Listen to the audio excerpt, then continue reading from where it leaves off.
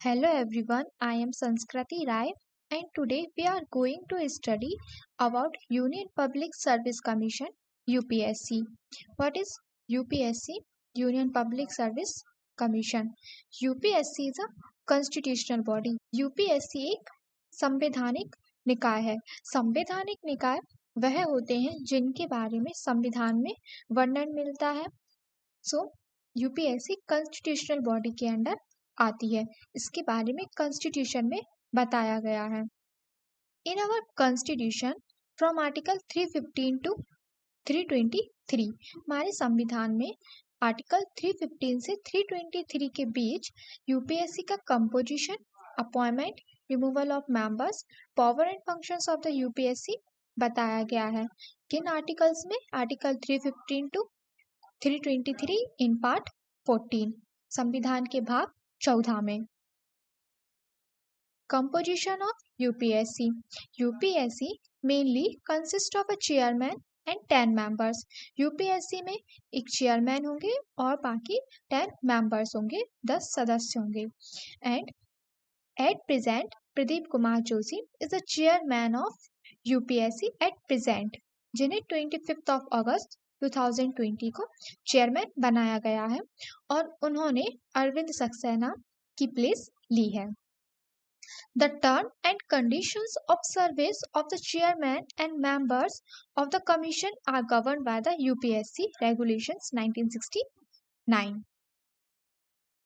Eligibility and tenure of chairman. जो UPSC के member हैं उनकी कुछ योग्यताएं या उनका कार्यकाल। The President of India appoints the chairman and other members of UPSC.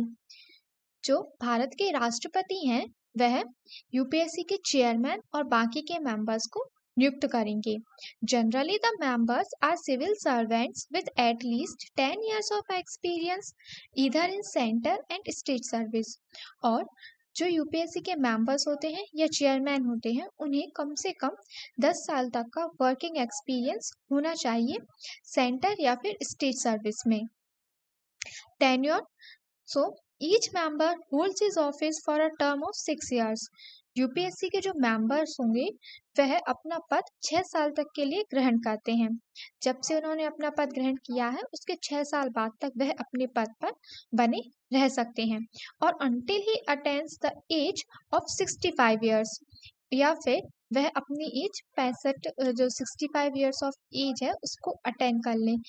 दो कंडीशंस होती हैं, या तो वह 6 ईयर तक अपने पद पर बने रह सकते हैं या फिर उनका 6 साल का जो कार्यकाल है वह पूरा नहीं हुआ है और उससे पहले ही उनकी एज 65 हो गई है। तो 65 ईयर की एज होने पर उन्हें अपनी पोजीशन से हटना होगा। Every year, the UPSC submits a report of its work to the President. प्रत्येक साल जो यूपीएससी है वह अपने कार्य की रिपोर्ट प्रेसिडेंट को सौंपती है and president present this report before the parliament. और फिर प्रेसिडेंट राष्ट्रपति उस रिपोर्ट को पार्लियामेंट संसद के सामने प्रस्तुत करते हैं। रिमूवल ऑफ मेंबर्स, जो यूपीएससी के मेंबर्स हैं उन्हें कैसे पद से हटाया जा सकता है या वह पद से हट सकते हैं। The members can submit their resignation to the president. जो यूपीएससी के मेंबर हैं वह अपना रिजाइनेशन किसको दे सकते हैं? राष्ट्रपति को दे सकते हैं। Any member can be remove from the office by the president of India on the ground of misbehaviour. या फिर इसके अलावा किसी भी व्यक्ति को उसके पद से हटाया जा सकता है यूपीएससी के मेंबर को राष्ट्रपति के द्वारा, यदि राष्ट्रपति उसे कदाचार का दोषी पाता है या फिर राष्ट्रपति ऐसा पाता है कि वह जो मेंबर है यूपीएससी का वह फिजिकली या मेंटली फिट नहीं है अपना वर्क करने के लिए, या उसे दिवालिया घोषित कर दिया जाता है। तो इन कंडीशंस में प्रेसिडेंट यूपीएससी के मेंबर्स को हटा सकता है।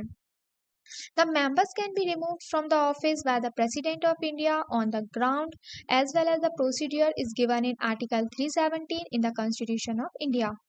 तो यूपीएससी के जो मेंबर्स हैं उन्हें राष्ट्रपति हटा सकता है और इसका जो प्रोसीजर है, जो प्रोसेस है, वह आर्टिकल 317 में दी गई है। फंक्शंस ऑफ यूपीएससी, यूपीएससी के कार्य। यूपीएससी के जो फंक्शंस हैं वो आर्टिकल 320 के अंडर आते हैं।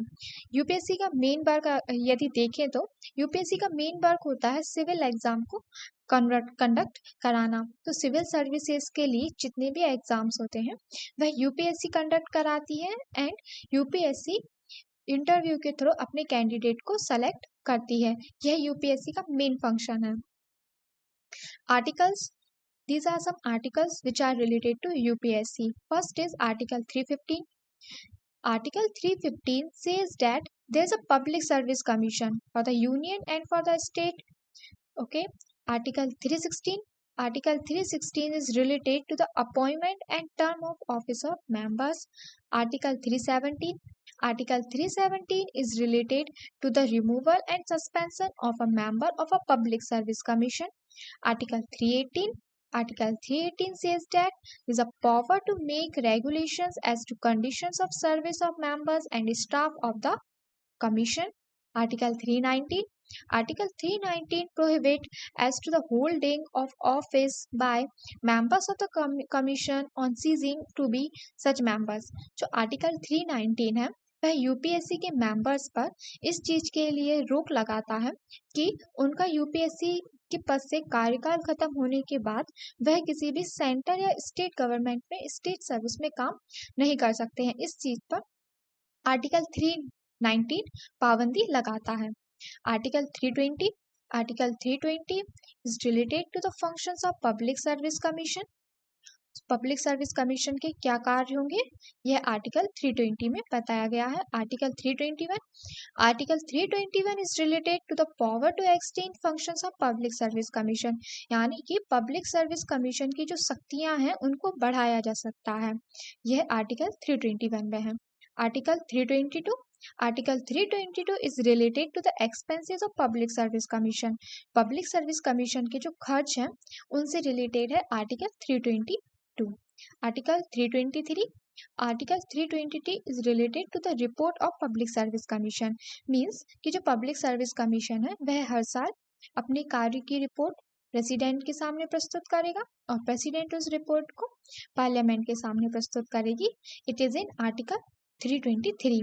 तो ये हैं सारे आर्टिकल यूपीएससी से related, and with it I complete the whole topic of UPSC. Thank you everyone, and please guys don't forget to subscribe my channel. Have a nice day. Bye bye.